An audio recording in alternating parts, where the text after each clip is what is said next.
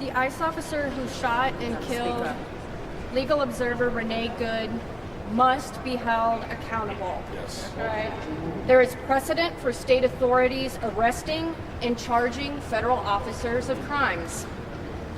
Minnesota officials must use their authority to arrest and charge this officer as they would anyone who shot and killed another human being. Given the gross incompetence of this agency, ICE should immediately cease their surge in Minnesota and stop terrorizing our communities.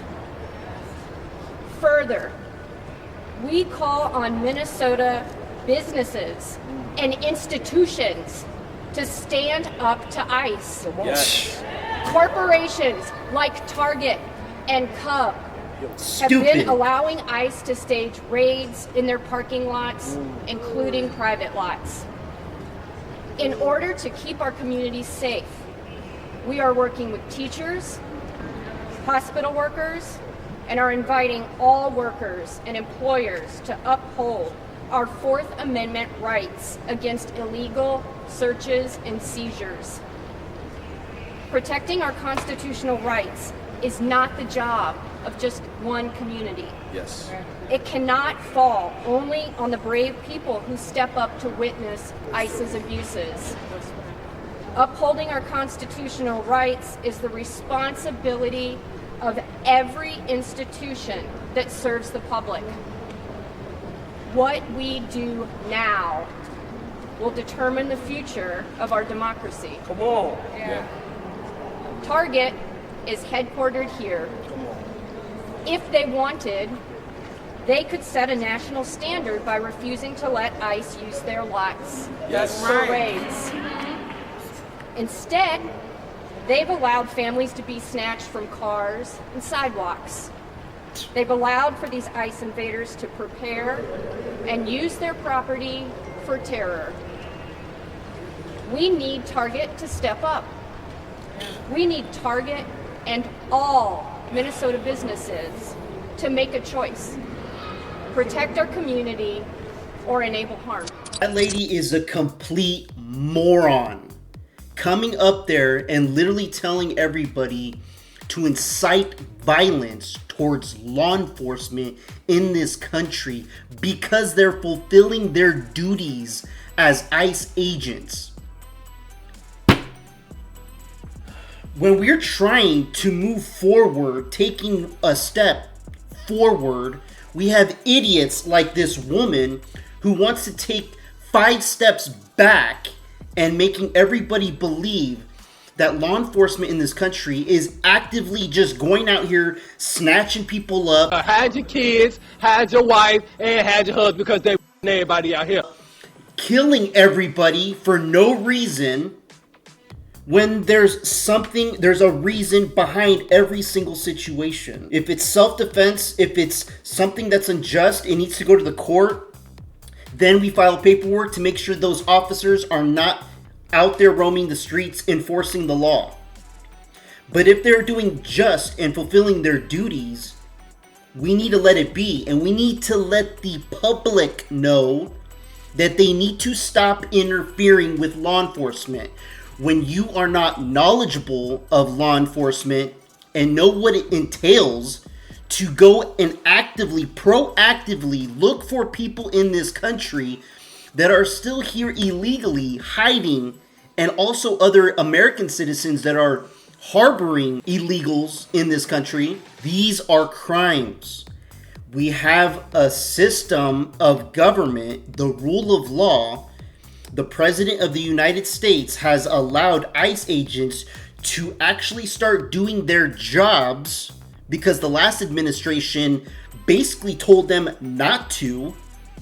So everybody in 2025, 2026, we're all in shock, or the majority of these leftists are in shock because ICE is now reactivated into doing their job, their purpose.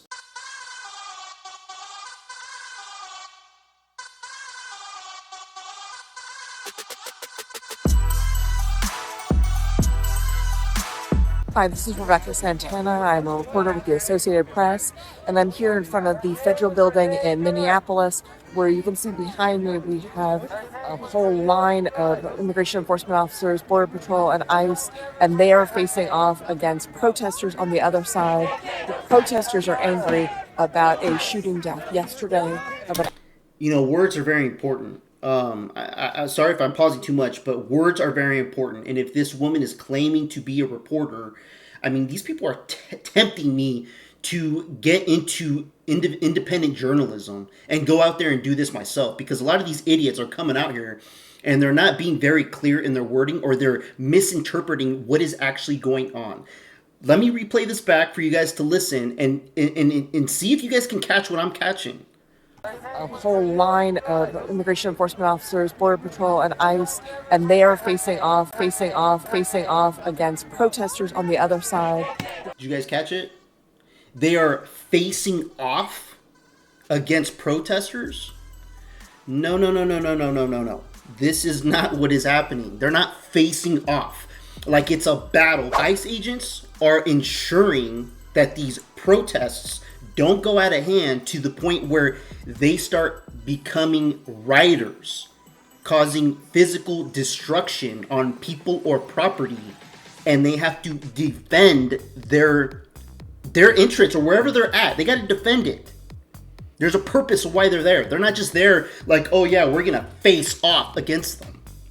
I hate the reporting on people that do this type of crap. It's very misleading, and it makes stupid people and gullible people in this country believe it, and to the point that makes them think, oh yeah, we need to fight against ICE agents because this lady said they're facing off. It's fucking ridiculous. Protesters are angry about a shooting death yesterday of an activist who was shot and killed in Minneapolis by an ICE agent. There has been a lot of yelling, some jostling back and forth between the two sides. Just a few minutes ago, we saw Greg Bobino, who is one of the Border Patrol chiefs who has been leading a operation at large, as it's called, of doing immigration enforcement around the country. We have a lot of people yelling, a lot of people facing off with Border Patrol and with the immigration enforcement officers out here in front of the federal building. I want to get right to our Julia Ainsley, our senior Homeland Security correspondent. And Julia, I understand you have new reporting now on the officer who fired the gun. That's right. So we don't have the name of the officer yet, but I have been told to look at, and I have in front of me now, details of an incident that the DHS is now saying this officer was involved in June. It was also in Minnesota. It was in Bloomington, Minnesota, when ICE was targeting someone who they said was a convicted sex offender. They were going after this man. This officer, the same officer who fired the shots in this incident yesterday, broke the back window of the car of the target of this man, and then the man went into drive and dragged this officer more than 50 yards. And so this person was later brought up on those charges, and we have the charges. We're going through them now, Hallie. This just came in, so still getting more details. But this, of course, is what Kristi Noem was referencing in her press conference, where she says that this officer previously had an incident involving a vehicle. Now, of course, that doesn't necessarily justify or excuse or explain why his behavior may have been to pull the trigger in the position yesterday, but it does inform what that officer's experience was. It also tells us he's operated in Minnesota in the past. This could be his local area of jurisdiction. As we know, they brought in 2,000 officers from field offices around the country just this Sunday. But based on the fact he was operating in Minnesota in June, this may be his jurisdiction. We also know he's experienced. He's not part of the surge that ICE has done just in the last 6 months to bring in 10,000 new officers when they cut a lot of the mandatory training back. They went from a 13-week program to a 6 to 8 week program. This is someone who's been with ICE for a long time, but he was previously dragged more than 50 yards just in June of last year, Hallie. I think the solution to people's perception of what officers do in this country, whether it's local law enforcement, ICE agents, National Guard, I mean, whoever conducts law enforcement in this country, I believe there needs to be a requirement for people to go through to understand what officers do. Because I've been hearing so many things online, people are thinking that police officers are just out here like it's the Wild West, just shooting everybody up and doing whatever the hell they want. Now, nobody's perfect. There are bad eggs everywhere. There's bad officers. When we catch them and find them and accuse them and take them to court, making sure they go to jail or pay fines, whatever it is that they did or did not do, then we go from there. But when it's situations where it's the officer trying to protect his own life, his or her own life, and also prevent a threat from continuing their actions of non-compliance, and it could cause some injury or death to other bystanders or themselves, it's the officer's responsibility to prevent all that from happening. This is why it's very difficult for being in law enforcement, because many people are not educated on the types of the use of force. The use of force is the most hardest thing to really grasp, because with the use of force that police officers or anybody in law enforcement is taught, you have a split-second decision to make whether it can cost you your own life or somebody else's life. Now, how do you gather everything you have learned from the use of force on when to use force and not to use force in a split second? A lot of people aren't grasping this information. And this is what we need to get known out there to the American public, because people out there that are out there rioting, going crazy and flipping the script and saying, oh no, this officer really murdered this lady. No, he didn't murder her.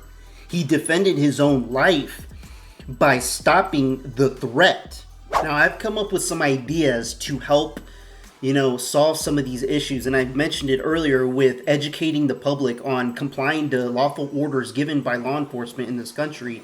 But I think it goes more beyond that as well. Also, enhancing law enforcement by integrating law enforcement mediators. And from what I have learned is there's mediators that are supposed to be doing audits on police departments to ensure that police departments are basically doing their duties correctly, looking at their reports, ensuring that the policies and procedures that they're teaching officers, that they're doing the good, right thing for the people.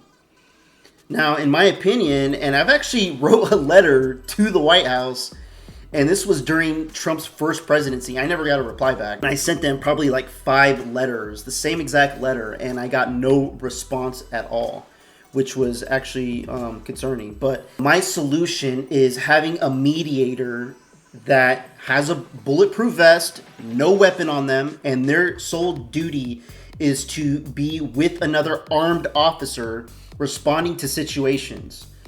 And this mediator's only responsibility is to look at the situation and to ensure that the officer's actions are being complied by the procedure and policies that the department have put in place for that specific, city, state, whatever. And if something goes wrong, if the armed officer's actions are doing something that are non-compliant, then this is when the mediator interjects and says something and says, no, don't do that. You're not doing it the right way. You got to do it this way. That's the only time. Now, this is something that could be tricky. People are going to have so many different opinions on this. But in my opinion, if this is something that could work, a possibility of could working, and that could prevent police brutalities, prevent officers from getting killed, prevent innocent people from getting killed, it's worth a try to test this in maybe a city, a state, to see if this works.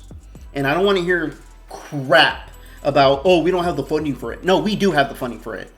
If we're able to pay, Somalians to have fake daycare centers, or sending crap money to places around the other side of the world for LGBTQ programs, no, we have the money to hire mediators that ensure that our officers are doing the right thing out there on the streets, especially when you have situations that are high stress level situations where officers, their adrenaline spikes up and it could cloud their judgment of thinking of how they're going to respond to a situation in a split second.